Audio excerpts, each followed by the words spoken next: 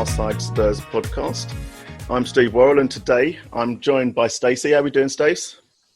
I'm good, mate. I'm all good. I'm just recovering after yesterday's trek around Sussex on my bike, getting a bit lost.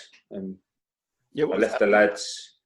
So we went out as a team of 10, and we went all the way down to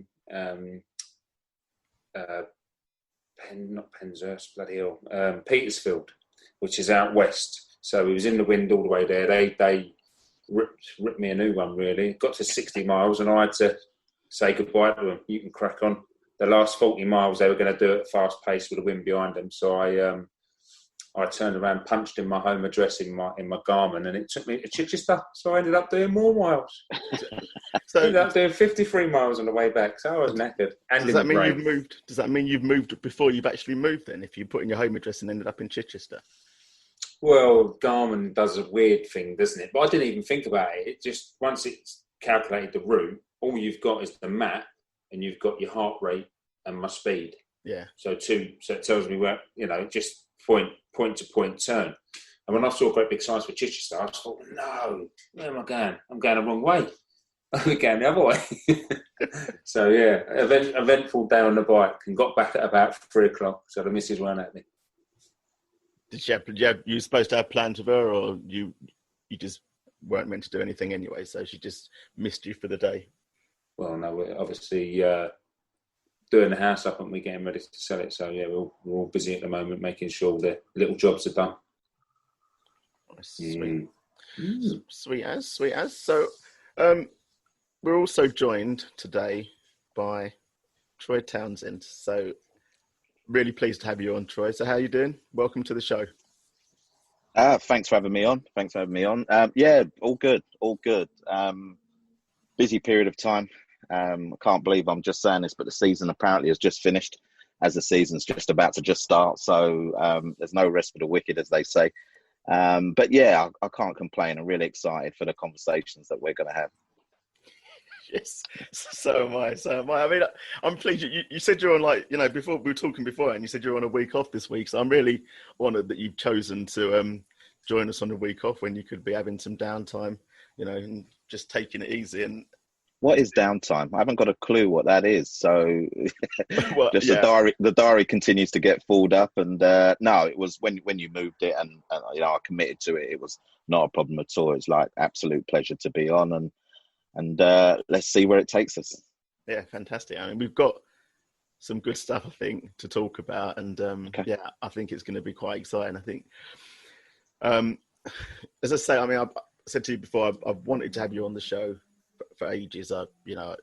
Myself, I'm a coach, and I used to be pre all these the lockdown and all the reorganisation with the FA and everything. I used to be a coach mentor with the FA, and my brief was BAME. So I was a BAME coach mentor to kind of support and encourage black and minority ethnic coaches in my community where I'm located.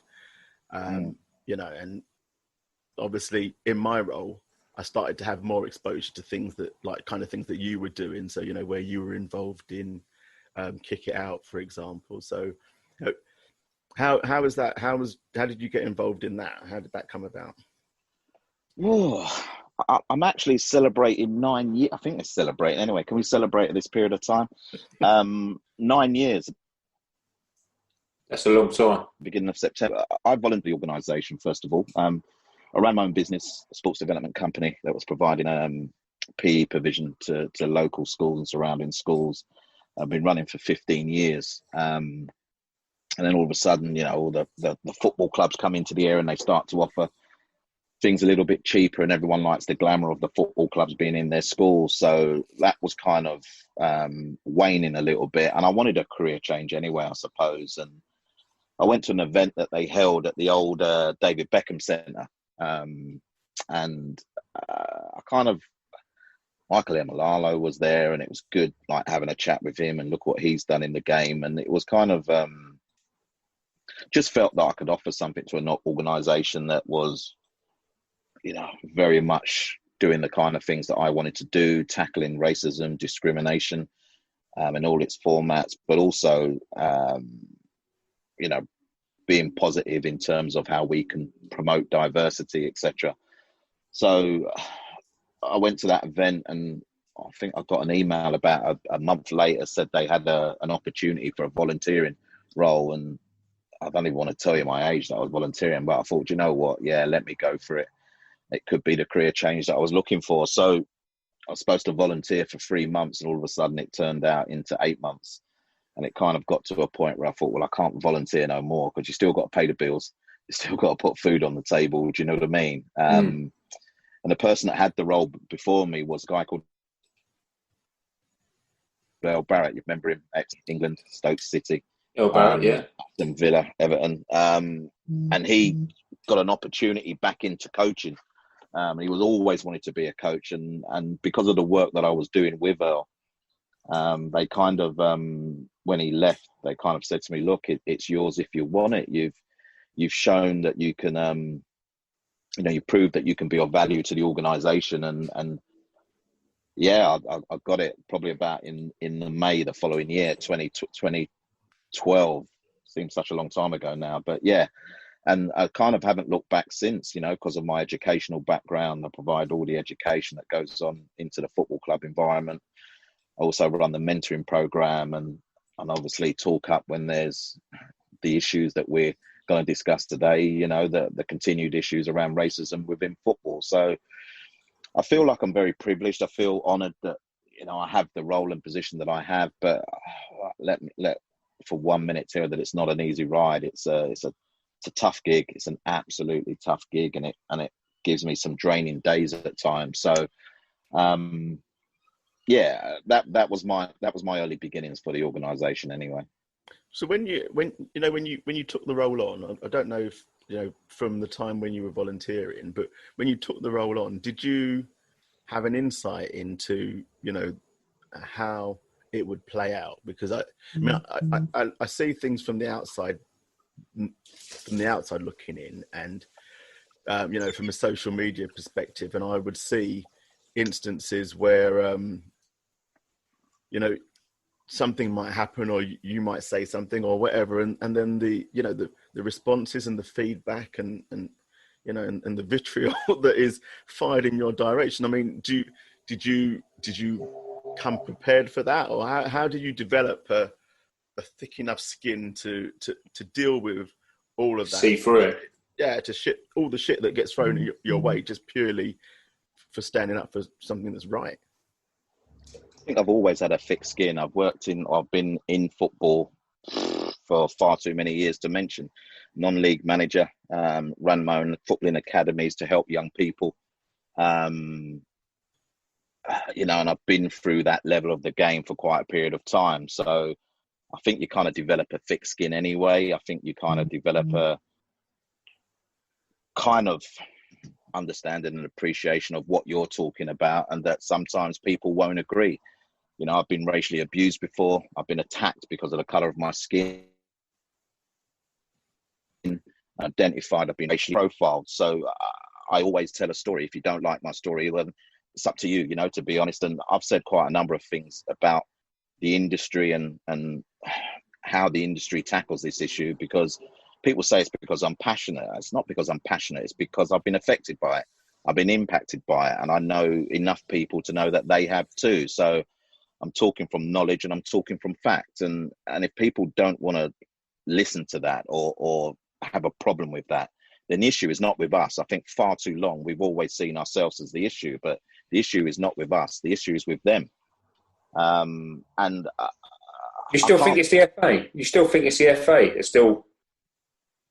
still not moving in the right direction, Troy? Or do you think this? Because I think they're a bunch of old men and they're really out of touch, personally. But I think there's so much about the game that's out of touch, if you want me to be honest. I think because there's not many people like me at the highest level of the game. There's not many people who have lived the kind of journey that I've lived, and many others have. And I think that makes that empathy part of it just doesn't exist, or doesn't seem to exist, And yeah, who you have to say that football is very much like an old boys' club.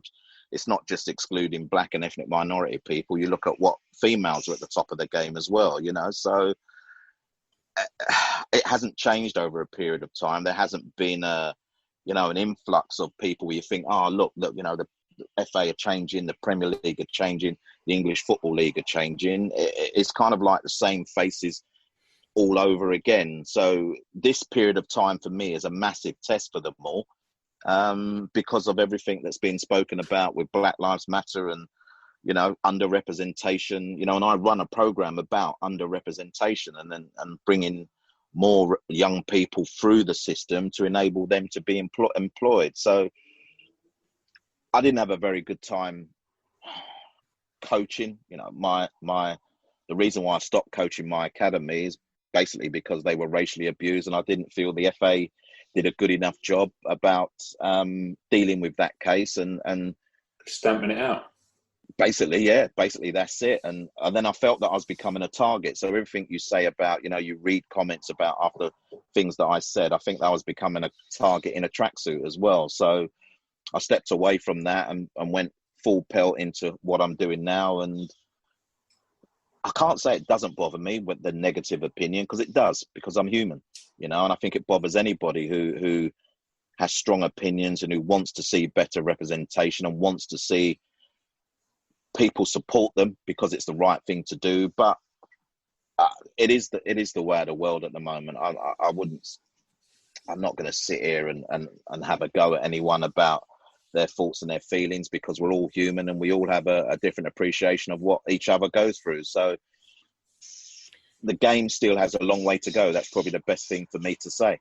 I think it's interesting, obviously, as someone that has been employed by the FA, I kind of see some of the changes that they've tried to make or they are making, but it kind of feels that either that it's too little, or that in some areas that it's a little bit of lip service. So I also sit on, I don't know if you've heard of the inclusionary advisory groups. So I'm on my local IAG, and we support our local county FA, obviously. And I've been aware through my mentoring and knowing other coaches of incidents where, racial incidents where you have a member of the county FA who's meant to look at these things, but actually nothing ever, as you say, nothing ever becomes of it. And you wonder, at what point do people then stop using the system and start taking matters into their own hands? Because it's only so often that you're going to be subjected to racial abuse and any kind of abuse, any kind of discrimination. Because look, as a black guy, as a black guy, we'll talk about racial discrimination, but there's sexual discrimination, all sorts of discrimination. You got to go with gays and stuff, and it goes the full ball, doesn't it? Really, people are abused in every.